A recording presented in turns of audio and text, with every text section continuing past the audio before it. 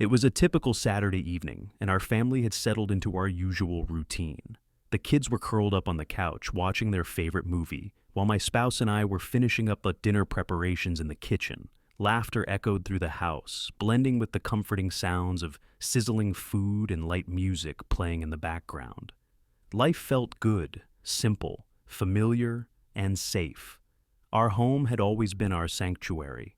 Every wall, every corner told a story of love, struggles, and countless memories. The framed photos on the mantel, the drawings pinned to the refrigerator, and the worn-out armchair in the corner, all were symbols of the life we had built together. That night, nothing seemed out of the ordinary, and certainly no one expected that within a few hours, everything would change forever. As the kids drifted off to bed, we enjoyed a few quiet moments together, talking about plans for the upcoming week. There was a sense of peace, a comforting normalcy that we often took for granted. Outside, the wind rustled softly through the trees, and the stars shimmered in the clear night sky. Looking back now, I realize how quickly life can turn upside down without warning. That peaceful evening would be the last we spent in our beloved home. At the time, though, we were blissfully unaware of the danger quietly brewing, a small electrical fault in the kitchen that would soon ignite into a devastating blaze. For us, that night began like any other, but little did we know, it would mark the start of the most challenging and ultimately transformative chapter of our family's life. The piercing sound of the smoke alarm shattered the stillness of the night. I woke up in a daze, my heart pounding as I tried to process what was happening. Within seconds, I could smell the sharp, acrid scent of smoke creeping through the air. My spouse jumped out of bed, shouting for the kids as we scrambled to make sense of the chaos. The hallways were already filling with thick black smoke, making it hard to see or breathe. Our instincts kicked in. We rushed to the children's rooms, yanked open their doors, and pulled them from their beds. Their sleepy eyes were wide with fear, but there was no time to explain. We just had to move fast. "Stay low! Cover your mouth!" I kept shouting as we navigated through the choking haze. Every second felt like an eternity. Flames were already licking up the walls in the kitchen, casting an eerie glow down the hallway. The heat was intense, and the crackling sound of burning wood filled our ears. We made it to the front door and burst outside into the cold night air, coughing and gasping. The kids clung to us, shaking and crying, but we were all safe. I turned around and saw our home, the place we loved so much, engulfed in flames. The fire roared with terrifying force, devouring everything in its path. Within minutes, sirens wailed as firefighters arrived and began battling the blaze. We stood helplessly on the front lawn, clutching each other, watching as the life we had built was reduced to ashes before our eyes. Though shaken and heartbroken, one thing was clear. We were alive, and that was all that mattered in that moment. We stood in stunned silence as bright orange flames devoured everything we had ever known. The night sky glowed with an eerie light, and thick clouds of smoke billowed upward, choking out the stars. Firefighters worked tirelessly, spraying water onto the blaze, but the fire seemed unstoppable, consuming room after room with relentless fury. I held my children close, feeling their small bodies trembling against me. Their eyes, wide with fear and disbelief, were fixed on the destruction. My spouse stood beside me, gripping my hand so tightly it hurt, yet I didn't let go. In that moment, words failed us. There was nothing we could say to ease the heartbreak of watching our home, our sanctuary, disappear before our eyes. Neighbors began to gather, offering blankets and words of comfort, but their faces mirrored the same shock we felt. Some had tears in their eyes, others shook their heads in disbelief. Even the firefighters, trained for crises like this, looked grim, realizing the house couldn't be saved. As the flames finally began to die down hours later, only a charred skeleton of our home remained. The place where we celebrated birthdays, holidays, and quiet nights as a family was gone. All our belongings, memories captured in photos and keepsakes, lay buried in the smoldering rubble. And yet, through the numbness and tears, a small seed of gratitude began to grow within me. We had escaped with our lives. No one had been hurt.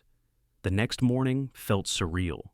We woke up in a friend's spare bedroom, disoriented and heavy with exhaustion. The smell of smoke still clung to our clothes and hair, a harsh reminder that the nightmare we'd lived through was real. The kids were unusually quiet, their eyes puffy from crying, and my spouse and I exchanged weary glances, both silently wondering how we would begin to rebuild. Our first visit back to the site of our home was heartbreaking. We stepped carefully over the blackened debris, searching for anything that might have survived the fire. A few warped kitchen utensils, a scorched piece of jewelry, and a half-burnt photo frame were all we found, small fragments of a life we once knew. The rest was unrecognizable, reduced to ashes and rubble. Emotionally, we were a mess. Tears came easily and often, sometimes in the middle of simple conversations or during moments of quiet. At night, we lay awake, replaying those terrifying minutes of escape and grieving the loss of everything familiar. The kids struggled too, asking hard questions we didn't always have answers for. Why did this happen? When can we go home? But even in the midst of our sadness, something incredible began to happen. We leaned into each other more than ever before. We talked honestly about our fears and hopes, and we made a promise. No matter how hard it got, we would face it as a family. Each day brought small steps of healing, whether it was finding a new routine, sharing a family meal in someone else's home, or simply holding each other a little tighter. We had lost our house, but we were determined not to lose our spirit. In the days that followed, we were overwhelmed by an outpouring of kindness. Friends, neighbors, and even strangers stepped in to offer help in ways we never imagined. Bags of clothes, boxes of food, and handwritten notes of encouragement arrived at the doorstep of the home where we were temporarily staying. The generosity brought tears to our eyes again, but this time they were tears of gratitude. Local organizations organized fundraisers, and a nearby church set up a donation drive. Volunteers we had never met before appeared, offering supplies, helping us fill out insurance forms, and even giving the kids toys and books to lift their spirits. It felt like we were being cradled by a giant safety net of love and support. The children's school also became a lifeline. Teachers and parents rallied around us, making sure the kids had everything they needed to return to class as soon as they were ready. Their friends sent cards and drawings, reminding them that they weren't alone. Each act of kindness. We started to see that this experience was not just about loss, it was about connection. We realized how deeply we mattered to others and how important it was to accept help with open hearts. Slowly, we began to. Once the shock of the fire began to settle, we knew it was time to focus on the future. The path ahead felt overwhelming at first. Endless paperwork, insurance claims, and tough decisions about what to do next. But with the support of our community and a new sense of determination, we started to put one foot in front of the other. We met with builders and architects to discuss plans for a new home. Though it was hard to imagine recreating what we had lost, we chose to see this as an opportunity to build something fresh, something that reflected not only who we were, but who we had become through this trial. The kids even helped pick out paint colors and designs, bringing moments of joy and hope into what was otherwise a long, exhausting process. In the meantime, we learned to appreciate the little things again, sharing laughter over simple meals, spending quiet evenings together, and celebrating each small milestone. These ordinary moments took on new meaning, reminding us that home is not just a building, but the love and connection we share. Financially and emotionally, the rebuilding process wasn't easy. There were days we felt like giving up, weighed down by frustration and fatigue.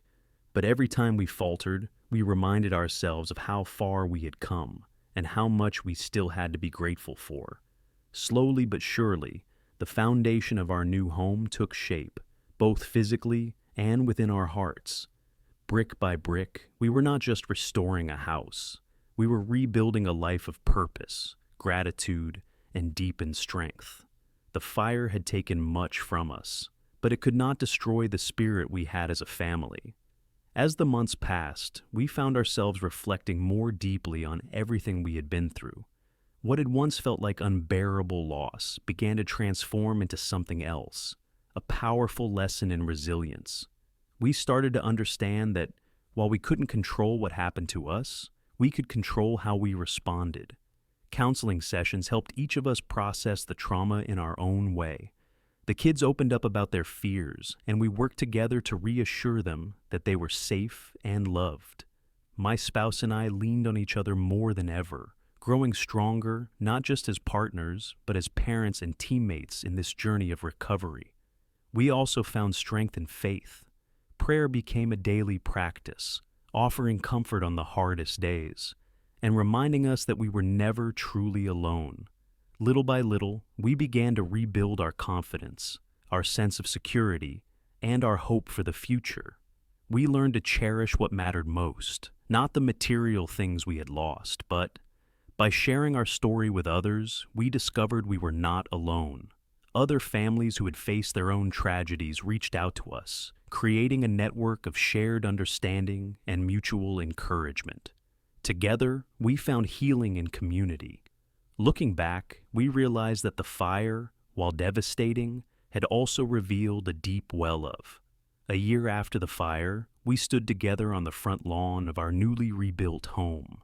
The fresh paint gleamed under the sun, and the smell of new wood filled the air, a sharp contrast to the smoky ruins we had left behind.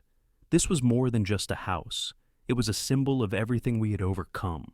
Moving in felt surreal. As we carried boxes through the front door, we were reminded of how far we had come. The children ran from room to room, their laughter echoing off the freshly painted walls, filling the space with new memories from the very first day. My spouse and I shared a long, quiet hug, knowing that this home was built not just with bricks and wood, but with love, faith, and determination. We held a small gathering with friends, neighbors, and everyone who had supported us along the way. It was a celebration of life, resilience, and community. Tears of joy flowed freely, replacing the tears of sadness we had shed just a year before. Life didn't magically return to the way it was before the fire, but in many ways, it became richer and more meaningful. We carried the lessons we had learned, the importance of gratitude, the strength of unity, and the power of hope into every corner of our new home and every chapter of our lives going forward. As we settled in that night, watching the kids fall asleep in their own beds again, we felt a profound sense of peace. We had been tested in ways we never expected, but we had come out stronger. Our family story wasn't just about surviving a fire. It was about rising from the ashes, together. Thank you for watching our story. If you found it inspiring, please give this video a thumbs up, and don't forget to subscribe to our channel. By subscribing, you'll stay updated with the latest videos and never miss the next part of this story or other powerful family journeys we share. Your support helps us bring more real-life stories of hope, resilience, and healing to viewers like you. Hit the notification bell so you're the first to know when new videos are uploaded. Let's keep growing this community of encouragement and strength. Subscribe now and stay connected.